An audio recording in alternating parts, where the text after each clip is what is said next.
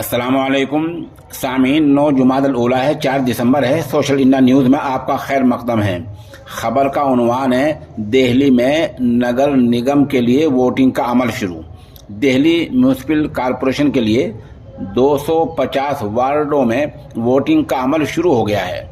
Voting का वक्त शाम 7:30 बजे तक है। नतीजा 7 दिसंबर को सामने आ जाएगा। दिल्ली के इस चुनाव को छोटी सरकार भी कहा जाता है क्योंकि दिल्ली नगर निगम की इख्तियारात बहुत ज़्यादा हैं, इसलिए इसको छोटी सरकार भी कहा जाता है। जाहिर सी बात है, तीनों बड़ी पार्टियां हैं, बीजेपी है, आम आदमी पार्टी है, कांग्रेस है।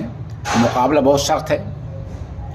वोट डालने वाले वोटरों की तादाद 1,45,05,322 है।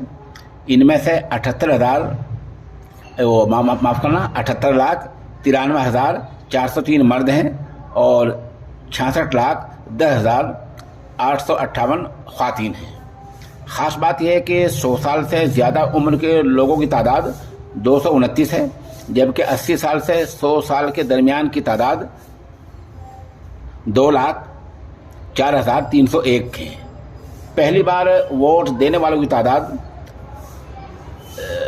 जो सबसे ज़्यादा जो मतलब आबादी वाला है और जहाँ सबसे ज़्यादा आबादी है वो दिल्ली का मेयर विहार नंबर 1 है।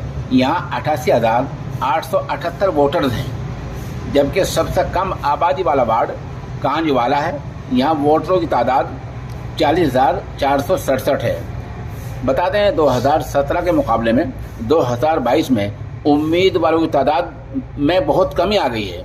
2017 में जो उम्मीदवार हमारे मैदान में थे वो 2,538 थे, जबकि आज 2022 में 1,349 उम्मीदवार ही मैदान में हैं। तो गोया 1,349 उम्मीदवारों की जो किस्मत है वो आज डब्बे में बंद हो जाएगी और फैसला 7 दिसंबर को आएगा।